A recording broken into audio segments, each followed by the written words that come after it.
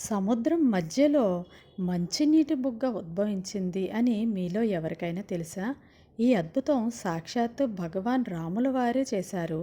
రావణాసురుణ్ణి వధించిన తరువాత తిరిగి వస్తూ ఉండగా మధ్యలో రామేశ్వరం తీర్థం దగ్గర సీతారామ లక్ష్మణులు వానరులు అందరూ కలిసి ఆగుతారు.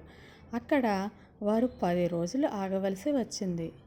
చాలా దూరం ప్రయాణం చేయడం వల్ల సీతామాతకు తీవ్రమైన దాహం వేసింది.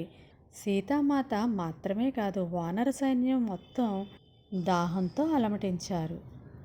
కానీ చుట్టుపక్కల ఎక్కడ చూసినా మంచినీరు కనిపించలేదు. మొత్తం అంతా సముద్రం నీరే. సీతాదేవి వానరుల దాహాన్ని చూసిన శ్రీరాముడు వెంటనే తన ధనస్సును తీసి సముద్ర మధ్య భాగంలో బాణాన్ని వేశాడు. శ్రీరాముడి బాణం సముద్రం ఉపరితలం తాకగానే ఒక అద్భుతం జరిగింది. సముద్రం మధ్య నుండి ఒక చల్లని మంచినీటి బుగ్గ ఉద్భవించింది. శ్రీరాముడు బాణం వేసి అందరికీ దాహం తీర్చిన ఆ మంచినీటి బుగ్గని వెల్లుండి తీర్థం అని అంటారు.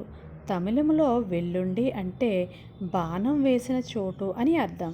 ఈ బాణం నేటికి రామేశ్వరానికి కొంచెం దూరం సముద్రం లోపల ఉంది. సముద్రం అలలు ఎక్కువగా వచ్చినప్పుడు ఉప్పు నీరు పూర్తిగా కప్పివేస్తుంది. కానీ దాని నీరు ఇప్పటికీ తీపిగానే ఉంటుంది. జై శ్రీరామ్.